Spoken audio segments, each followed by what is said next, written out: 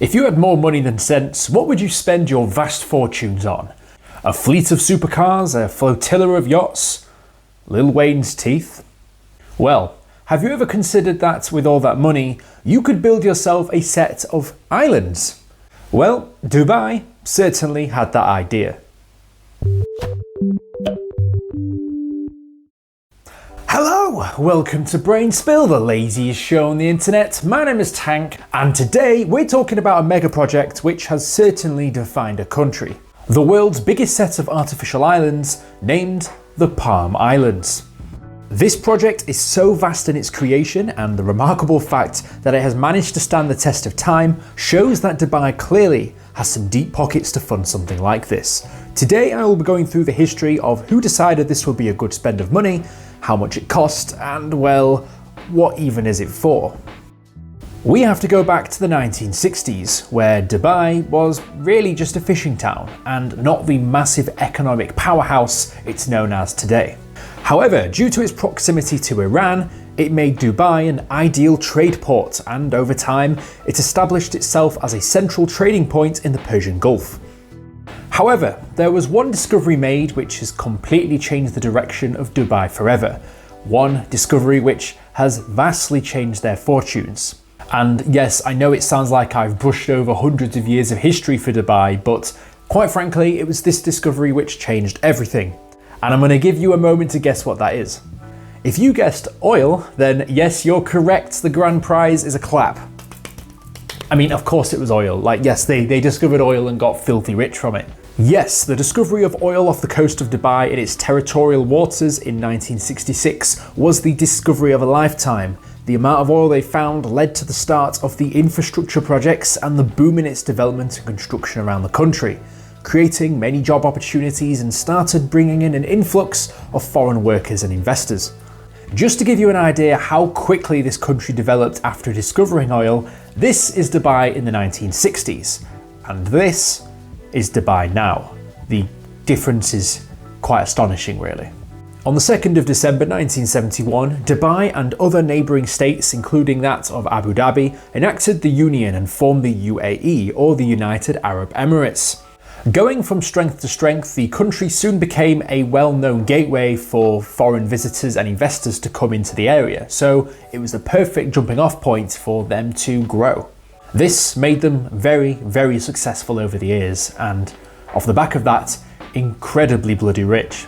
Dubai is and has been destined for a long time to be a tourist hotspot. And no, it's not just because of the fact that the weather is blisteringly hot there, but that was the vision of the Sheikh, having many golf courses, shopping centres and hotel resorts built in Dubai.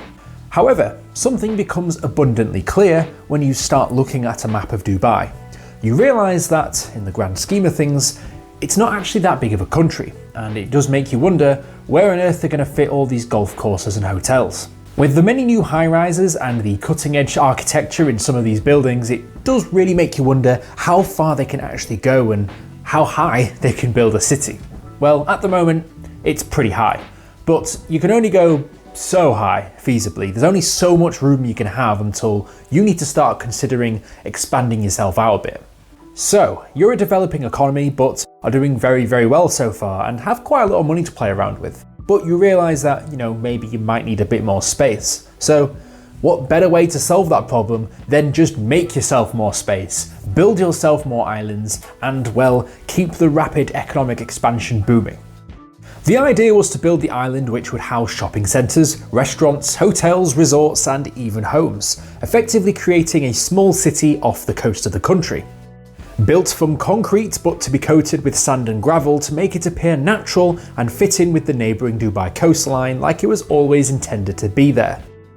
To make such a project, you need sand. An awful lot of sand. 94 million cubic metres of sand, just to be accurate. And with the help of some of the world's top engineers, they worked to make this project a reality. This was not only necessary for the scale and the odd design of the island, but the team faced challenges like they hadn't before, such as the flow of the water around the island. The design of the Palm Island itself meant that water wasn't able to easily circulate and left some stagnant water in the middle of this giant island. A pretty bad design choice if you left it unchecked. So the team decided to make a few revisions and changes to the design of the island and cut away some little inlets on the sides to allow water to flow in and out when needed. Hence why it's the shape it is, and that's a fun fact for you all. This project is impressive in itself, and really there's been nothing like it before. However, this doesn't mean that it's come without issues, as building an artificial island does come with the risks that it may be susceptible to things like earthquakes, which at that part of the world can happen quite often. The other big issue that they have to worry about is the erosion of the coastline. So if they didn't make it very big, then over the course of however many years, their project would eventually erode away to nature, something which they needed to take into account when designing such a project. Specialism was also required to compact the sand down enough to make this a suitable surface to construct property on. As well, building a multi-million-dollar hotel on a sinking island might not be the best way to spend your money. This became evident in a property tribunal that occurred in respect of constructions on the islands made, an archipelago called the World, which is a collection of man-made islands shaped like the world. The plots being sold off to various millionaires around the world who can build their own home or whatever they want on their individual piece of island for the world. Which is kind of funny because if these islands are sinking into the sea, then they're going to dump millions and millions of dollars into it, only for their home to go into the water. This has been such an issue that's plagued the developers of these islands that they actually even had to halt construction for some time so they could address these problems. This has also been compacted by the 2008 financial crisis, so it's only been in the more recent years that the development of these islands has carried on. The developer, Nakheel, has defended these criticisms and argued that this is in fact not the case, and that the islands were not sinking, despite a European ground survey stating that the islands are sinking about 5mm a year. This very likely being attributed to the rising sea levels and global warming, which eventually all these islands will probably get swallowed up by the sea. But if you can throw that much money at building the islands in the first place, I can't imagine it's much of an issue for these people to throw down a couple more million to keep them afloat. So, how much is this all costing? The Palm Island, allegedly, $12 billion. That's $12 billion sinking into the sea. Allegedly. And yes, some of these projects might have a few teething issues, such as the fact that they're sinking back into the ocean, but I'm sure over time that the developers will be able to fix these problems, and with enough money, which I'm sure Dubai has, they can throw more and more at the problem until it goes away. So either way, it will probably stand the test of time. And yeah, that's just a demonstration as to how a country can have so much money and just do what they want with it because they can.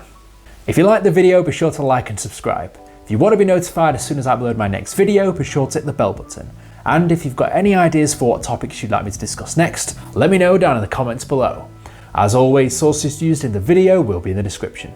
Right, I'm gonna go do some research online and find out how much it would be to commission someone to build an artificial island of the Brainspill logo and see how much that costs. So if it's not a lot, I'm sure we can probably crowdfund the project, guys, you know, get a few million in there and just, yeah, I know that's not gonna work. It's worth a try though, isn't it? I'll see you guys in the next video. Fantastic.